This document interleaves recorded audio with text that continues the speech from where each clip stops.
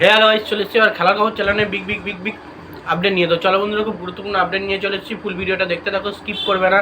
Skip করলে কিন্তু ভিডিওর মধ্যে অনেক কিছু মিস করবে। এবং এই খেলার খবর চ্যানেলে যারা নতুন আছো, অবশ্যই খেলার খবর চ্যানেলটা সাবস্ক্রাইব করে পাশে থাকা ব্ল্যাক অ্যান্ড ঘন্টাটাকে ঢং করে বাজিয়ে দাও। বেশি বেশি লাইক এবং কমেন্ট করে দাও, যাতে মোটিভেট হয়ে তোমাদের এই খেলার খবর চ্যানেলে আমি ফার্স্ট আপডেট দিতে পারি। তো চলো বন্ধুরা, ফার্স্ট যে আপডেটটা নিয়ে কথা বলবো, খুব গুরুত্বপূর্ণ আপডেট। সেটা হচ্ছে এমবিএসজি শিবিরের গোলকিপার বিশাল ক্যাথকে নিয়ে। বিশাল ক্যাথ কিন্তু হঠাৎই রেগে গেল। বেসিক্যালি কিন্তু বললেই চলে, সে কিন্তু মেজাজ হারালো। এই জিনিসটা আমার কালকেই দেওয়ার কথা ছিল, আপডেটটা ভুলবশত আজকে দিচ্ছি। তো তোমাদের ফার্স্ট জানাই যে বিশাল ক্যাথ যখন গোলটা খায়, জামশেদপুর ম্যাচের লাস্টের দিকে যখন বিশাল ক্যাথ গোলটা খায়, তিনি কিন্তু কিছুটা মিডফিল্ড এবং ডিফেন্সের ওপর ক্ষুব্ধ হন, মানে রেগে যান।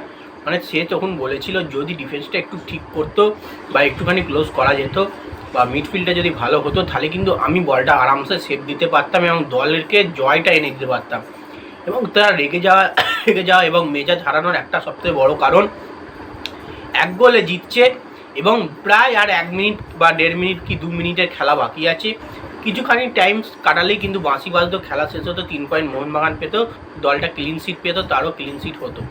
এবং ডিফেন্স ভুল করে সেই সময়, ওইরাম টাইমে গোল খায়, সেই কারণেই কিন্তু প্রচুর পরিমাণে মেজাজ হারিয়েছেন বা রেগে গেছেন বিশাল ক্যাথ। অ্যাজ এ ইন্ডিয়ান সেরা গোলকিপার, সে গোল খাচ্ছে এরম লাস্টের দিকে গিয়ে, সে কিন্তু কোনো রকমই এটা মেনে নিতে পারছে না। সেই কারণেই কিন্তু মেজাজ হারিয়েছেন বা রেগে গেছেন বিশাল ক্যাথ। তো যাই হোক, বিশাল ক্যাথকে নিয়ে আপডেট ছিল। তো এবার নেক্সট যে আপডেটটা নিয়ে কথা হলো, খুব গুরুত্বপূর্ণ আপডেট। সেটা হচ্ছে এমবিএসজি শিবিরের কোচ সার্জিও লোবেরাকে নিয়ে। সার্জিও লোবেরা কিন্তু প্রচুর পরিমাণে ভুল সিদ্ধান্ত নিচ্ছে। এবার ঠিক তার ট্যাকটিক্সটা ঠিক জোসে মলিনার মতো হচ্ছে। তো বেসিক্যালি জোসে মলিনাকে যেই জন্য দল থেকে বার করা হয়েছে, সেই একই ভুল কিন্তু আবারও সার্জিও লোবেরার মধ্যে দিয়েও দেখা যাচ্ছে। কারণ জোসে মলিনা যেমন ট্যাকটিক্স এবং সিদ্ধান্ত ভুল নেওয়া হচ্ছিল, প্লেয়ার উল্টোপাল্টা নামাচ্ছিল, ঠিক সেই জিনিসটাই কিন্তু আবারও ফিরিয়ে আনছে আস্তে আস্তে সার্জিও লোবেরা। তার সিদ্ধান্ত ভুল হচ্ছে, প্লেয়ার ঠিকঠাক জায়গায় নামানোর ভুল হচ্ছে এবং সুয়েল ভাটকে পুরোপুরি বসিয়ে রাখছে, তাকে চান্স দিচ্ছে না।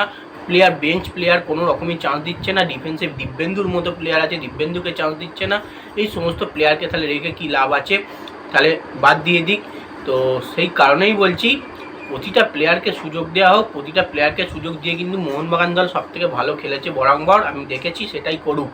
কিন্তু ভুল সিদ্ধান্তর কারণে কিন্তু মোহনবাগানকে সাফার করতে হচ্ছে প্রতিটা ম্যাচে। যেমন ড্র এবং হারের মাধ্যমে দিয়েই কিন্তু এখন মোহনবাগানকে চলতে হচ্ছে বা যেতে হচ্ছে।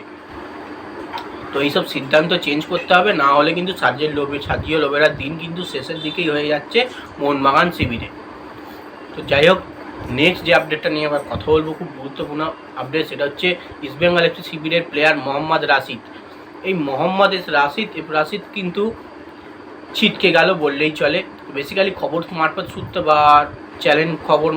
বা চ্যানেল কিছু সূত্রে, পেজ সূত্রে জানা যাচ্ছে, ইস্টবেঙ্গল এফসি শিবিরের মিডফিল্ডের ভরসাযোগ্য প্লেয়ার মোহাম্মদ রাশিদ কিন্তু ছিটকে গেল, এই সিজন আউট হয়ে গেল। তার কারণ কিছুটা হলেও তিনি কিন্তু কোনো রকম চোটে ভুগছিলেন, হয়তো গুরুতর চোট লেগেছে। সেই চোটটা এমনই বোঝা যাচ্ছে যে প্রতিটা কতগুলো ম্যাচ বসতে হবে, কতগুলো ম্যাচের পর ম্যাচ ফিট হবে, তারপরে মাঠে নামবেন, এরমই একটা দোলাচলে কথাবার্তা, মানে ডিসিশান নিয়েই কিন্তু বোঝা যাচ্ছে যে মোহাম্মদ রাশিদ কিন্তু ইস্টবেঙ্গল এফসি শিবিরে এই মৌসুমের আর একটাও ম্যাচ কিন্তু খেলতে পারবেন না। পুরোপুরি সিজন আউট হয়ে গেছে বললেই চলে। তো দেখা যাক, খুব কিছু মিরাক্কেল না হলে কিন্তু মোহাম্মদ রাশিদ দলে ফিরবে না। তো যাই হোক, ইস্টবেঙ্গল এফসি শিবিরে এটা কিন্তু প্রচুর পরিমাণে দুঃখের খবর যে মিডফিল্ডের প্লেয়ার মোহাম্মদ রাশিদ ভরসাযোগ্য প্লেয়ার, তাকে কিন্তু ইস্টবেঙ্গল এফসি ছাড়াই খেলতে হবে, তাকে ছাড়া ইস্টবেঙ্গল এফসি শিবিরকে খেলতে হবে। তো নেক্সট এবং লাস্ট আপডেট যেটা নিয়ে কথা বলবো, খুব গুরুত্বপূর্ণ আপডেট। সেটা হচ্ছে অল ইন্ডিয়া ফুটবল ফেডারেশনের প্রেসিডেন্ট কল্যাণ চৌবেকে নিয়ে। অল ইন্ডিয়া ফুটবল ফেডারেশনের প্রেসিডেন্ট কল্যাণ চৌবে কিন্তু একটা বড় সিদ্ধান্ত তাকে নিতে হবে বা কঠিন সিদ্ধান্ত তাকে নিতে হবে। কারণ ফুটবল নিয়ে তাকে ভালো সিদ্ধান্ত নিতে গেলে নিতেই হবে, এই জিনিসটা করতেই হবে। কারণ মোহনবাগান জামশেদপুর ম্যাচে তোমরা নিশ্চয়ই দেখেছো, মোহনবাগানের ফ্যানেদের প্রচুর পরিমাণে তাদের উপর অত্যাচার করা হয়েছে। মোহনবাগানের একটা ফ্যানকে মাথা ফাটিয়ে দেওয়া হয়েছে, আবারও জার্সি ছিঁড়ে দেওয়া হয়েছে। মানে জামশেদপুরে যখনই কিন্তু খেলা দেখতে যাচ্ছে, মোহনবাগানের সঙ্গে জামশেদপুর খেলা হচ্ছে, তখনই কিন্তু মোহনবাগান সমর্থকরা মানে ক্ষতিগ্রস্ত হয়ে বাড়ি ফিরছেন। মানে তাদের কোনো রকম সেফলি জিনিস নেই, পুলিশই তাদের ওখানকার নিরাপত্তা ভালো নেই। এইসব জিনিসগুলোকে কিন্তু ফুটবল ফেডারেশনকে ঠিক করে নিতে হবে। সমর্থকদেরকে ঠিকঠাক জায়গায় রাখতে হবে এবং কোনো রকম ঝামেলা যাতে না হয় মাঠের বাইরে মাঠের ভেতরে প্রশাসনকেও ঠিক রাখতে হবে।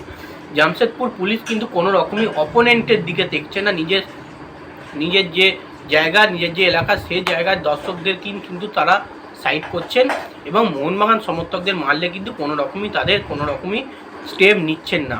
তো এই জিনিসগুলোকে কিন্তু ভালো করে দেখতে হবে ফুটবল ফেডারেশনকে, তারপরে কিন্তু খেলা চালনা করতে হবে। কারণ জামশেদপুরে খেলতে গিয়ে মোহনবাগান সাপোর্টার বল, ইস্টবেঙ্গল সাপোর্টার বল, এদের কিন্তু কোনো রকমই নিরাপত্তা নেই।